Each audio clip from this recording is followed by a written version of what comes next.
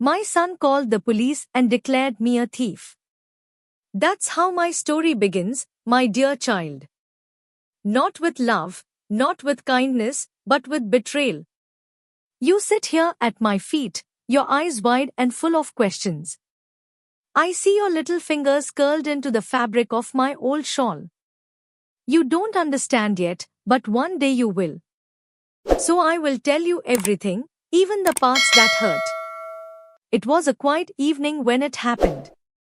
The house smelled of bread baking, though none of it was for me. I had spent the whole day cleaning, my back aching, my knees stiff. I folded clothes, scrubbed dishes, swept the floors. Still, not once did my son's wife thank me. Not once did my son ask if I had eaten. I was sitting at the kitchen table, sipping water from a cracked cup, when I heard her whispering in his ear. Her voice was sharp but low, like the hiss of a snake. She takes things. Little things. Money from your wallet. Food from the pantry. You think she's harmless, but she's not. She steals. I froze. The cup trembled in my hands. I wanted to speak, to defend myself, but the words caught in my throat. And then came the sound that shattered me. My son's voice. Cold. Certain. If that's true, we'll call the police. She has to learn. He knew. He knew I had never stolen a thing in my life. I gave him everything I ever owned. When he was a boy, I pawned my wedding ring just to buy him shoes for school. I stitched clothes until my eyes blurred, sold vegetables in the market, walked miles under the sun, just so he would never go without. And now, the same boy who once clung to my skirt, who once whispered, "Mama, don't leave me," was ready to cast me out as a criminal. The knock came quickly. Firm, sharp, merciless. Two officers stood at the door, their uniforms neat, their expressions unreadable. "Ma'am, we've had a report of theft," one of them said. His eyes flicked toward me, sitting small and hunched at the table. My heart pounded. "A thief," I whispered. My voice was so soft it barely reached the room. My daughter-in-law folded her arms, her chin lifted with triumph. "Yes," she said. "She steals from us. From her own family. We can't live like this anymore." I turned to my son, my boy, my blood. His face was blank. He wouldn't even look at me. The officers stepped closer. One asked gently, "Ma'am, is this true? Did you take anything from this house without permission?" I shook my head, tears blurring my vision. "No. Never. I would rather starve than steal from my own child." But my words hung in the air, thin and weak. Lies travel fast, my dear, while the truth limps behind. The younger officer glanced around the room. On the counter sat a loaf of bread, warm from the oven. A slice was missing. The daughter-in-law pounced. "There," she snapped. "She ate it before dinner. She always does. She hides food like a thief." The room spun. A slice of bread. That was the crime they laid on my shoulders. My stomach twisted, not from hunger, but from shame. The older officer sighed. "It's a family matter," he said finally. "But if we receive another complaint, we'll have no choice but to take action." They left, their boots echoing against the wooden floor. The door closed behind them, and silence filled the house. Then came the laughter. Soft at first, then sharp. My daughter-in-law's laughter. "See," she said, her eyes gleaming. "Now she knows. Now she'll behave." My son said nothing. Nothing at all. I sat there, my hands shaking in my lap, my heart breaking into pieces so small I thought I would never gather them again. Do you see, my little one, why I tell you this? Life can be cruel. The people you give everything to can turn against you. They can twist your sacrifices into sins. They can take the bread from your hands and still call you a thief. But listen carefully, even in the deepest pain, even in the coldest betrayal, there is a lesson. You must know your worth. You must never let lies define you. That night, I lay on my thin mattress in the corner, staring at the ceiling. My chest ached, my eyes burned, but no tears came. I had none left to give. And yet, in the quiet of the dark, a strange thought came to me. If they could cast me out, if they could paint me as a thief, then perhaps it was time to stop begging for their love. Perhaps it was time to find my own way. I closed my eyes, and though my body was weak, a spark of strength flickered in my soul. Because sometimes, my child, being broken is not the end. Sometimes it is the beginning. After the officers left, the house was too quiet. Quiet, but not peaceful. The kind of silence that presses down on you until you can hardly breathe. I sat at the kitchen table, my hands still trembling. My daughter-in-law's words, her laughter, echoed in my ears. A thief. She had called me a thief. Your little hand tightens on mine as I tell you this, and I can see the tears gathering in your eyes. Don't cry, my darling. Pain is a river I have already crossed. You only need to listen. That night, I lay on my thin mattress in the corner of the storage room. The air smelled of mildew and old wood. My back ached from the hard floor, but it wasn't the pain in my bones that kept me awake. It was the weight in my chest. I could hear them in the other room. My son and his wife, their voices sharp. She'll embarrass us, she hissed. Imagine if the neighbors talk. Imagine if people think we are hiding a criminal in our house. She's my mother, he answered, his voice tired, heavy. What do you want me to do? Send her away, she snapped. Before she ruins everything. The words cut deeper than any knife. Send me away. After all the years I carried him, fed him, worked my fingers to the bone for him, she wanted me thrown out like trash. I closed my eyes, remembering the times I had carried him on my back when he was too tired to walk. The nights I had stayed up with a wet cloth on his fevered forehead. The mornings I skipped breakfast so he could eat. I remembered the little boy who used to clutch my hand so tightly, afraid I might disappear. And now? He was ready to let me go. The days that followed were worse than any winter. My daughter-in-law stopped speaking to me altogether, except when she needed someone to scrub or sweep. She pushed my plate aside at dinner, always serving me last, always leaving the smallest portion. My son avoided my eyes. His silence was worse than her cruelty. Neighbors who once greeted me turned their faces away. Rumors spread fast in small towns. Whispers followed me when I walked to the market. That's her, I heard one woman mutter. The old one who steals from her own son. Shame burned my cheeks. I kept my head down, clutching the empty basket in my hands.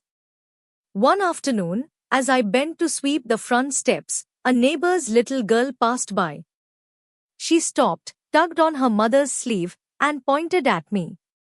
Mama, that's the thief lady, isn't it? Her mother hushed her quickly, pulling her away, but not before our eyes met. Hers held pity. Pity can be heavier than hatred. That night, I could not sleep. The walls seemed to close in, the air too heavy to breathe. My stomach ached from hunger, but I told myself I was used to hunger. What I was not used to was being called something I was not. And then, just when the night felt endless, there came a knock at the door. Not the police this time. A softer knock.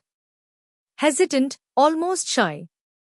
My daughter-in-law muttered, "Who could it be this late?" She pulled her shawl around her shoulders and went to open the door. I leaned forward, straining to hear. It was Mrs. Parker, the widow who lived 2 houses down. Her voice carried easily through the thin walls. "Evening. Sorry to disturb you. I thought I'd stop by. I made extra soup tonight." "Oh, you didn't have to do that," my daughter-in-law said quickly, her voice too sweet. But Mrs. Parker didn't hand her the pot. Instead, her voice softened. "Actually, I was hoping your mother-in-law could use it. I saw her at the market today." She looked thin. The silence that followed was sharp as glass. My daughter-in-law cleared her throat. "She's fine. She doesn't need anything. But thank you." "I'd still like her to have it," Mrs. Parker pressed. "If you don't mind." I heard the sound of footsteps, and then the pot was set on the table in front of me. Mrs. Parker's face peeked into the room, her eyes meeting mine. Kind eyes, full of quiet understanding. "Eat while it's warm," she said gently. I swallowed hard, my throat tight. "Thank you." My voice cracked on the words. She gave me a small nod before leaving. That night, for the first time in many days, I tasted food that filled more than just my stomach. It filled a hollow space in my heart. Not because of the soup itself, but because it reminded me that not everyone believed the lies. Someone still saw me as human. But kindness can be dangerous when it shines into dark places. The very next morning, my daughter-in-law's anger exploded. She stormed into the storage room, her eyes blazing.